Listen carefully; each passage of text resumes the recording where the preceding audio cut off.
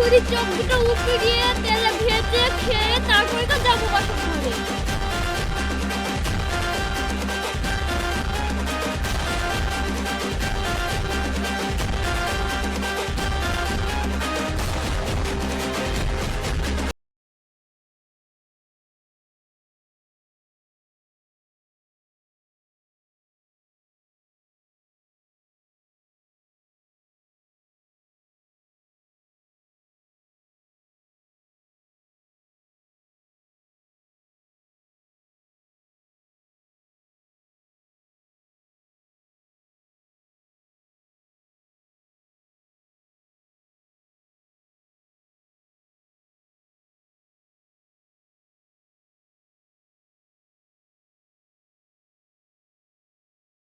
চাপ তো সহ্য করা গেল না,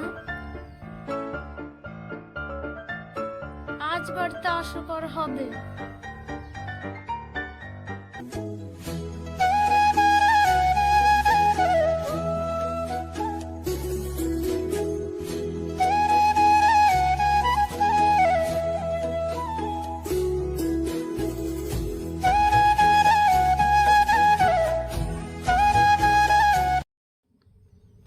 মামা, আপনি লুচির মতন ফুলছেন কেন?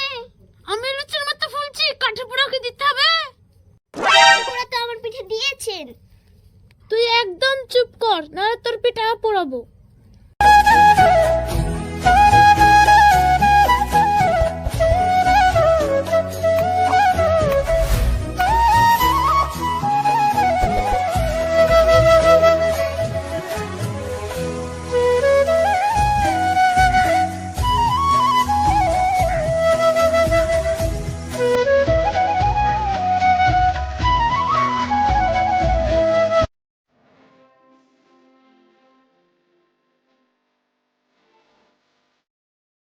মা, আমার সম্মুখে বাড়ি, তোমাকে একটা কথা বলার আছে।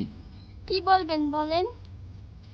মা, তোমার মাকে না সব কথা ভেঙে চুরে বলেছি। তোমার মা কেমন, তোমার শাশুড়ি বাড়ির রাজা আর আমরা সবাই প্রজা। তোমার মা যদি কিছু বলে আমরা চুন্নি বেলে শুনি। আব্বা যা বলছে সব ঠিকই বলছে। মা না রাজার মতন সিংহাসনে বসে থাকে, মায়ের একটা বেটি তাও চাকরের মতন খাটিলাই। শোনো না বউ, আমার বেটা আর আমার নাতি যেগুলো বললো সব সত্যি। আর আমার বৌমা বলেছে তুমি যদি বাড়ি যাও তোমার চুলের মুঠি ধরে আমার বন বন বন বন করে ঘুরো।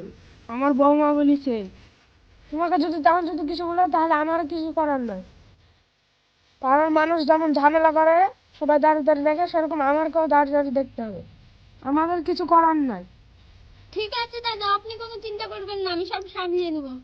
শুনো, আমি তোমার স্বামী, মা যদি কিছু বলে আমার কিচ্ছু করার নাই। তোমার কাছে এখনই মাপ চাইছি। তোমার সাথে বিয়ের 3 মাস আগে আমি তোমার বাড়ির খবর সব জেনে গেছি। তোমার মা যদি হয় বুনি ওল, তাহলে আমিও বাঘাতে তোল। ঠিক আছে না বউ, এই তো চলো বাড়ি।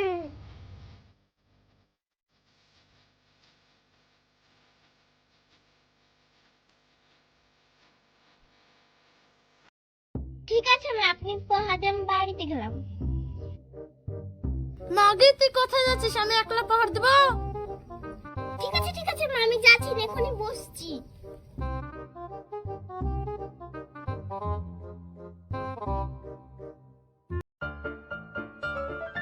ভদ্রলোকের বিটে আসছে।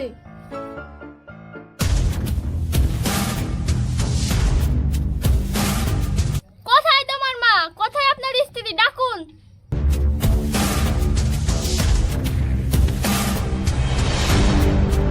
বিহারের বাড়িতে কি পেট ভরি ভাত খাইছো, তার লেগে হাঁটতে পারছো না?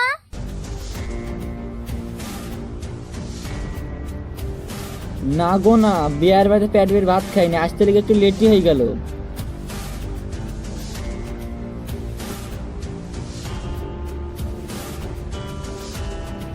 যা তো কাঠের টুকরোটা নিয়ে আমাকে পুরা কাঠের টুকরো দিয়ে ছাকা দিব। আমার পিঠে ছাকা দিবি? আমি বাসা ঘরে ঢুকবো না। শাশুড়ি চোখ দুটো উপড়িয়ে তেলে ভেজে খেয়ে তারপরে তো যাবো বাসার ঘরে। আমার চোখ তেলে ভেজে খেয়ে বাসার ঘরে ঢুকবে? দেখছিস কি করে বাসার ঘরে ঢুকছে? সূর্য আঙুলে যদি না ঘি ওঠে আঙুলটা ব্যাক করতে হয়, সেটা আমি ভালো করেই জানি।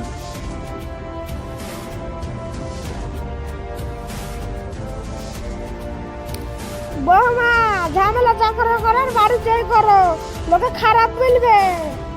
তুমি কেমন মানুষ গো, মানুষ আসাচ্ছে আমার মান সম্মান ডুবানির লিগি। আমি মানুষ সম্মান হচ্ছে নতুন ব্যবস্থা করি, তারপরে তোমার হচ্ছে। তুমি কাপুরুষের মতো দাঁড়িয়ে কি দেখছো? চলো ঘরে।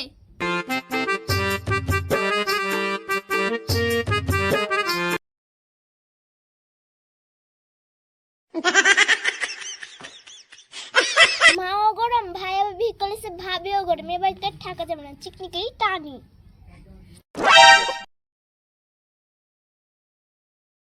তুমি আসতে না আসতে যে কাণ্ড করে ফেলেছো, আমি এখনই হার্ট ফেল করে ফেলেছিলাম। দেখো আমার বুকটা দুকবুক দুকবুক করছে।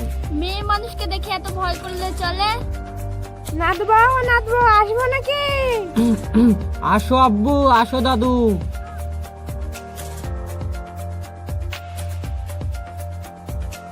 এই নাদবই আমার বেটার মুখে সাইজ করতে পারবে, তাই না রে বাপ? হ্যাঁ আব্বু, এই বই পারবে আমার বুকে টাইট করতে। এই নাদু তুই এখন বউ পাইছিস, দিছিস, তোর কপাল কি রে? দাদু তুমি নাহি ঠিক বলছো, আমার মা তো পাকা খেলোয়াড়। তুমি পারবে তো আমার মাকে ঠিক করতে? তুমি কোনো চিন্তা করো না, এক বলে যে কিভাবে ছক্কা মারতে হয় আমি সেটা ভালো করেই জানি। বেটারে এই নাদবই পারবে আমার বৌমাকে সাইজ করতে। চো চো চো।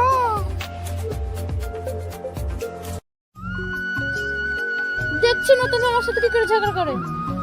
আমিও কম বড় খেলোয়াড় না, সোজা আঙুলে যদি না ঘি ওঠে আঙুলটা ব্যাক হয়, সেটা আমি জানি। হরতের মতো দাঁড়িয়ে কি করছো? বসো এখানে। হ্যাঁ গো, নতুন বউ আনার আগে কি খোঁজ লাওনি? হ্যাঁ গো, আমি খোঁজ নিয়ে দেখেছি, এই মেয়েটা না 3-4টে কলেজ ছেড়েছে। হ্যাঁ, মেয়েটা আবার কিরকম গো, 3-4টে কলেজ ছেড়েছে? শুনো, ওই না যে কলেজে যায় সেই কলেজের প্রিন্সিপালের মাথা ফাটিয়ে দেয়। লাস্টের প্রিন্সিপাল না এক ঘুষিতে বাচ্চার দাঁত ঝরে দিয়েছে। আমার যদি 32টা দাঁত ঝরেছে তাহলে মাংস খাবো কি করি? শুনো, বেশি বাড়াবাড়ি করো না, বৌমার মাথা না ভীষণ গরম। লাখ সাহেবের মেয়ে এখানে বসে আছে, ঘর মোট কে ঝাড় দেবে শুনি? আমি যদি ঘরের কাজ করি তাহলে তোমাকে খেতে নিয়ে এসছি। আমি ঘরের কাজ করব?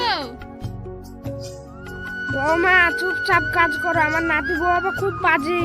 তোমারও কপালে কষ্ট আছে, আমারও কপালে কষ্ট আছে। ঠিক আছে আব্বা, আমি যাচ্ছি।